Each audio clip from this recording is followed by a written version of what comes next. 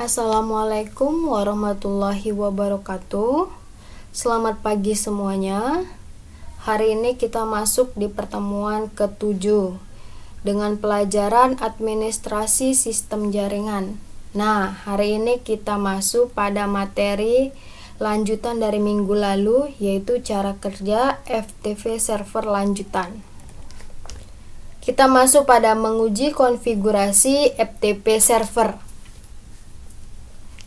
di mana FTP merupakan protokol standar dengan STD9. Dijelaskan pada RFC 959 File Transfer Protocol dan diupdate dengan RFC 2228 FTP Security Extension. FTP dapat dilakukan duplikat file secara dua arah, dari komputer yang satu ke komputer lainnya atau sebaliknya. Klien dapat mengirim file menuju server atau dapat meminta suatu file dari server. Nah, untuk mengakses file di server, si klien diharuskan untuk mengidentifikasikan dirinya terlebih dahulu. Kemudian server akan melakukan proses autentikasi untuk user atau pengguna tersebut. FTP menggunakan koneksi berbasis connection oriented, sehingga dari kedua sisi harus memiliki koneksi TCP atau IP. FTP menggunakan TCP sebagai protokol transport. Nah, FTP server menerima koneksi pada port 21 dan 20. FTP server menggunakan dua port yang berbeda. Satu digunakan untuk login dan memasukkan perintah, sedangkan port lainnya digunakan untuk transfer file. Pada kedua sisi jaringan, aplikasi FTP dilengkapi dengan protokol interpreter atau PI, data transfer protokol atau DTP, dan tampilan antarmuka. Sehingga prinsip kerja protokol FTP adalah sebagai user interface melakukan perintah melalui si PI dan dilanjutkan ke sisi server. Untuk melakukan transfer file, PI memberikan perintah pada DTP untuk mengirimkan file. Nah, kita masuk pada konfigurasi FTP server. Ubuntu menggunakan VSFTPD atau Very Secure FTPD untuk keperluan FTP server, di mana VSFTPD merupakan paket aplikasi yang bersifat free, sehingga dapat didownload secara cuma-cuma. Nah, untuk melihat apakah paket tersebut benar-benar telah terinstalasi, maka dilihat pada perintah-perintah nih. Berikut sudah tertera. Kita bahas pertama ya. Yang pertama yaitu instalasi VSFTP. Bisa dilihat perintahnya nih. Sudah ada. Nah, selanjutnya untuk mengontrol VSFTPD cukup gunakan perintah yang ketiga ini. Ada start, stop, dan restart. VSFTPD berisi beberapa buah file yang diantaranya bernama VSFTPD, seperti itu. Nah, file ini merupakan file yang digunakan untuk mengaktifkan FTP server. Nah, VSFTPD ini akan residen di memori selama server berjalan dan melayani klien-klien yang akan meminta layanan FTP, seperti itu. Dalam istilah teknis program-program yang bekerja dengan cara ini disebut daemon. Nah, langkah berikutnya yaitu buka file konfigurasi VSFTPD default yang terdapat di sini nih, perintah ini, dengan menggunakan perintah di bawahnya ini. Nah, langkah berikutnya disable anonymous untuk mencegah anonymous user berhasil login.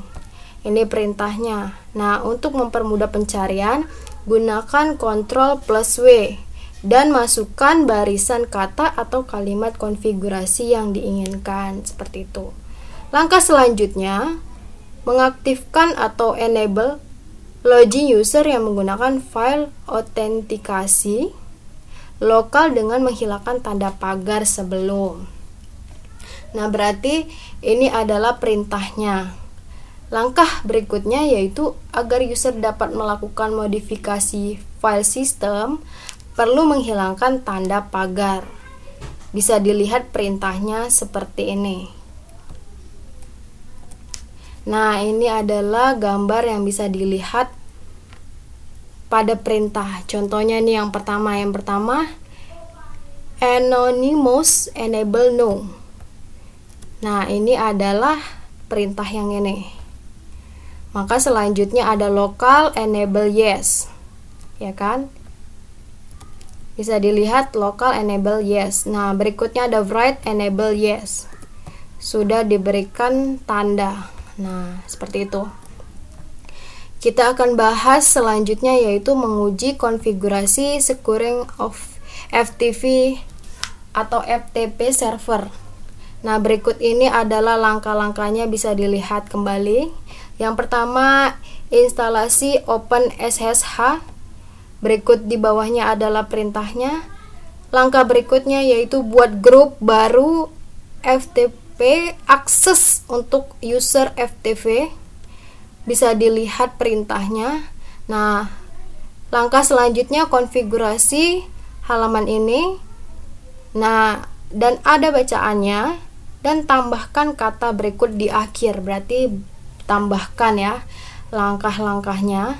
Nah, bisa dilihat pada perintahnya.